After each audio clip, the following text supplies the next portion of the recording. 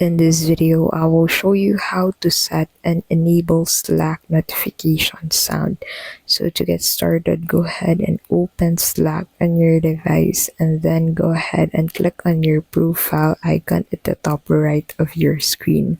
So in here, go ahead and click on this pause notifications.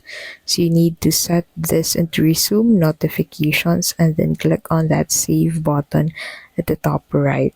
Now after you resume this, go ahead and head over into the notifications tab and then click on this enable notifications and click on allow. And then in here, you can go ahead and set the notification sound by clicking on the system options tab. So in here, go ahead and click on sound and then you'll get redirected into your local drive to where you can go ahead and select a ringtone for Slack notifications. And that's basically how you can set and enable Slack notification sound.